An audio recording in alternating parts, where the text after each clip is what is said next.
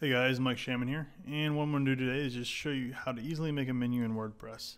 So what you want to do is you want to go to your dashboard, and you want to make sure you have your pages already in place. So make sure you already have pages in place. You want to go to Appearance, and you want to go to Menus. Alright, so once we get to the menu section, you want to name your menu. Press Enter, or you can click Create Menu. Alright, and then it'll ask you what menu items you want, and you can select from over here. Let's go to View All and Search. Now, you can also link your post. So if you have a post you want to add to your menu, you can do there. If you want categories, so all your post categories, you can have them right here. You can do that. You can do custom links. So if you wanted a link to a different website, this is how you would do that there. You put the URL here and you put the link text there. But we'll start out with the pages. I'm just going to do my main pages here and go to Add Menu. All right, and they're all added to the menu.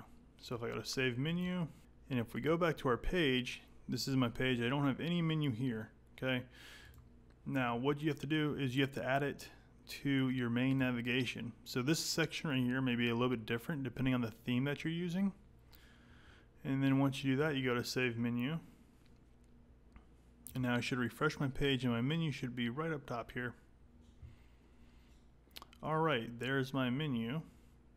Now, there's other options that you may not know about. So, there may be other pages that you may be able to add, however they're not showing up. Sometimes you won't have this categories, you won't have the custom links.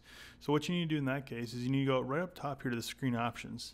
Come on down, and then you can just select which one you want. And if you look at the bottom here, post has disappeared.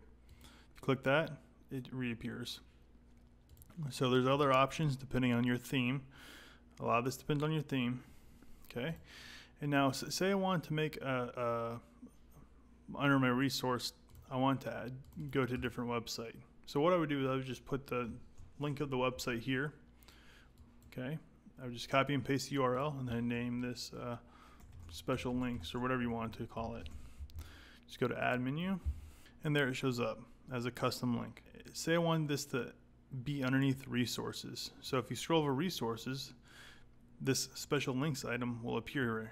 So I go to Save Menu. All right, and then I'm going to refresh my page. And if I scroll over Resources, there is special links. Now, inside this actual menu items, if you look, there's a number of different options here. Depending on your theme again, this is going to be different. You're not going to see Aveda options there. But there are some options that you can't see right now. And again, go back up to Screen Options. And then Show Advanced Menu Properties. Okay, Link Target, Title Attribute, CSS Class, Link Relationship, Description. So these are all boxes that if you need them, they're there for you. I do like to open link a new tab whenever you are using going to an external website. CSS Classes. So let's say you wanted to make this like a special button, like you wanted to make the background of this button orange. You'd have to do some CSS, and then you just put the class name in there. Alright, those are the two main ones that I use. I don't use link relationship or description, but those are the ones that you probably be using the most. So if I want this to open a new tab, refresh my page, and now if I click Resources, it'll open a new page. But that is how you do the opening a new page. So that is the basics. If you don't see it under Most Recent right here, if you don't see all your pages, go to View All. And if you don't see all your pages then, if you have a lot of pages, you'll see arrows going to the next page. And if you want to search for yours, you can search for your page right there. You can also go Manage Locations, and this is going to depend on your theme as well. So if you want to just use these as drop downs instead of the check boxes at the bottom. So this is a way you can use that as well.